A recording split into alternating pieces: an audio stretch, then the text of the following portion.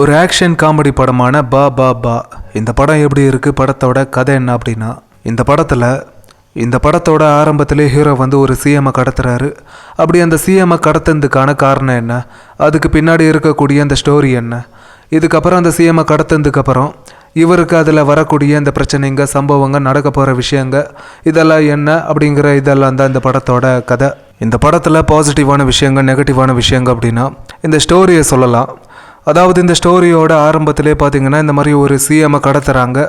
அதுக்கப்புறம் நடக்க போகிற விஷயங்க, இந்தந்த மாதிரியான பிரச்சனைகளாக வரப்போகுது அப்படிங்கிறத நம்ம பார்க்கணுன்ற ஒரு ஆர்வத்தை கொடுத்துச்சு. அது இந்த படத்துக்கு ஒரு மிகப்பெரிய ப்ளஸ்ஸாக இருக்குது. அப்புறம் படத்தில் நடித்தவங்க எல்லாருமே ரொம்ப நல்லா பர்ஃபார்ம் பண்ணியிருக்காங்க. அது மட்டும் இல்லாமல் இந்த படம் ஒரு காமெடி படமும் கூட. இந்த காமெடி போர்ஷன்ஸ் எல்லாம் வந்து ஒரு சில இடங்களில் நல்லா இருக்குது, ஒரு சில இடங்களில் மொக்க காமெடி அப்படிங்கிற ஒரு ஃபீலை கொடுக்குது. அதாவது நான் என்ன சொல்கிறேன் அப்படின்னா, இந்த ஃபர்ஸ்ட் ஹாஃபில் நல்லா இருக்குது, செகண்ட் ஹாஃபில் வந்து அந்த அளவுக்கு நல்லா இல்லை. அதே மாதிரி தான் இந்த படத்தில் இந்த ஆக்ஷன் சீக்வன்சஸ் எல்லாம் ஒரு சில இடங்களில் வந்து ரொம்ப நல்லா இருக்குது பார்க்க. ஆனால் ஒரு சில இடங்களில் வந்து அந்த ஆக்ஷன் சீக்வன்சஸே வந்து அடி வாங்கியிருக்கு.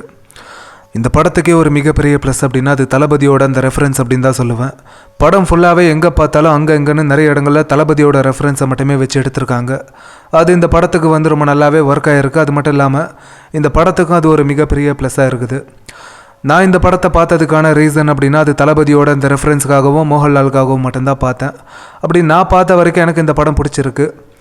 நீங்கள் இந்த ரிவ்யூ கேட்டதுக்கப்புறம் இந்த படம் உங்களுக்கு பிடிச்சிருந்துச்சின்னா ட்ரை பண்ணி பாருங்கள். பார்க்கணுன்னு தோணுச்சுன்னா பாருங்கள், இல்லைனா ஸ்கிப் பண்ணிடுங்க. அதே மாதிரி இந்த வீடியோ பிடிச்சிருந்தா ஒரு லைக் பண்ணிடுங்க.